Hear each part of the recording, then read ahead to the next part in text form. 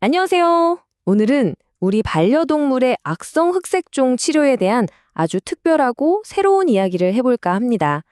단순히 암세포만 공격하는 게 아니라 우리 아이의 몸 전체를 지켜내는 이 혁신적인 이중 전략에 대해서 지금부터 한번 자세히 파헤쳐 보겠습니다. 자, 가장 중요한 질문부터 시작해 볼까요? 보통 종양만 떼어내면 다 끝났다고 생각하기 쉽잖아요. 근데요, 이 악성 흑색종이라는 녀석은 절대 그렇게 호락호락한 상대가 아닙니다. 이 교활하고 공격적인 암과의 싸움에서 진짜 이기려면요, 우리는 이 싸움의 판 자체를 다시 봐야만 합니다. 핵심은 바로 이거예요. 암과의 전쟁은 말 그대로 양면 전쟁입니다. 한쪽 전선에서는 적, 즉 암세포를 공격해서 무너뜨리고 동시에 다른 한쪽 전선에서는 우리 편, 그러니까 우리 몸의 건강한 세포들을 지키고 더 튼튼하게 만들어주는 거죠. 이 두 가지가 동시에 가야 완벽한 승리를 할 수 있다는 겁니다. 자, 그럼 첫 번째 전선부터 한번 볼까요? 바로 암세포를 직접 공격하는 전략입니다.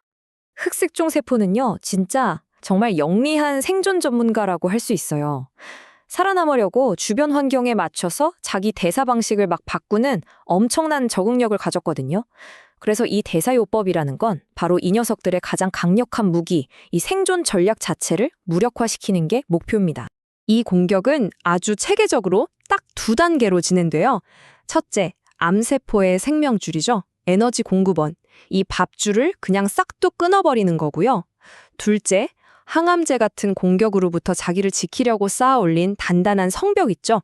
그걸 그냥 왈은 무너뜨려 버리는 겁니다. 와, 이 슬라이드를 보시면 그 원리가 딱 보이는데요. 이게 정말 기가 막힙니다. 암세포가 제일 좋아하는 밥이 포도당이랑 지방산인데 그 통로를 아예 막아서 굶겨 죽이는 거죠. 근데 여기서 끝이 아니에요. 더 중요한 게 뭐냐면 종양 내부의 압력을 확 떨어뜨린다는 거예요. 사실 이 압력 때문에 그동안 비싼 항암제를 써도 종양 겉에서 튕겨 나가기만 했거든요.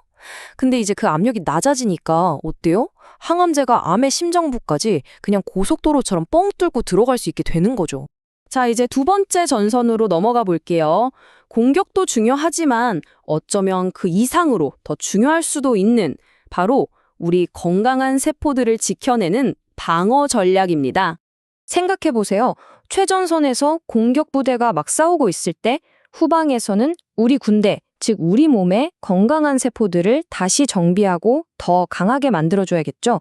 바로 이 엄청나게 중요한 임무를 수행하는 게 한방 수화요법입니다. 이 방어 전략도 크게 두 가지 임무로 나뉘어요. 첫 번째는 치열한 전투로 엉망이 된 전장, 그러니까 우리 몸을 깨끗하게 해독하는 거고요. 두 번째는 전투에 지친 우리 아군 세포들을 다시 일으켜 세우고 촉촉하게 수분을 채워주는 겁니다. 암세포가 죽고 나면 그 시체들이 남잖아요. 그리고 항암 치료를 하다 보면 어쩔 수 없이 독소가 쌓이게 돼요. 이런 것들이 우리 몸속에 돌아다니면서 피를 더럽히고 특히 간이랑 신장에 엄청난 부담을 주는 거거든요. 그래서 제일 먼저 할 일은 바로 이 독소들부터 싹 청소해 주는 겁니다. 이렇게 해독을 하고 나면 정말 실질적인 변화가 나타나요.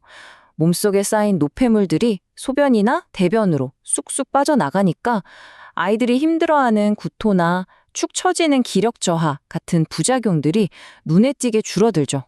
이게 결국 아이가 힘든 치료를 끝까지 버텨낼 수 있는 힘을 주는 거예요. 정말 중요하겠죠? 자, 근데 여기서 정말 근본적인 문제 하나를 우리가 짚고 넘어가야 합니다. 그게 바로 세포 탈수예요. 암 자체도 문제지만 그 힘든 항암 과정을 겪으면서 우리 몸의 정상세포들이 말 그대로 바싹 말라 비틀어지는 거예요.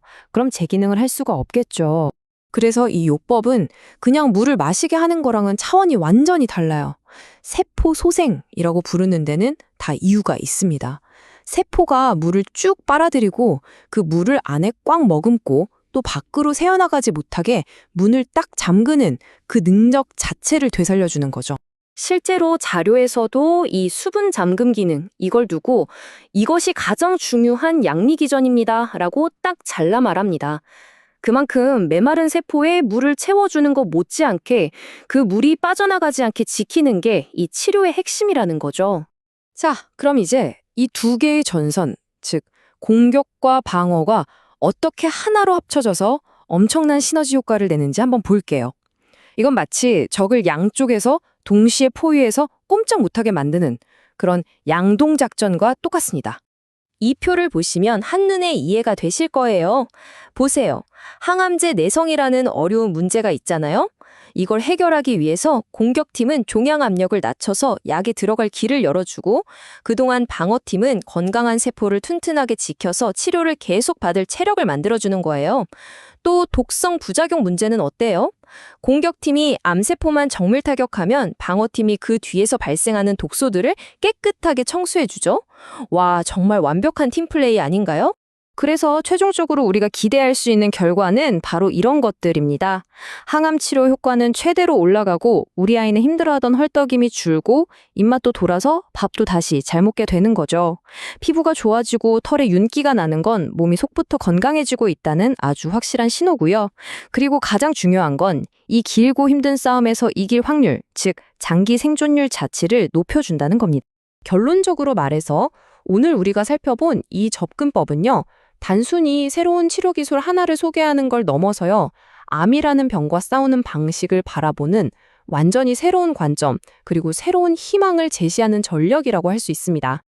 오늘 이야기의 대미를 장식하는 가장 핵심적인 메시지입니다.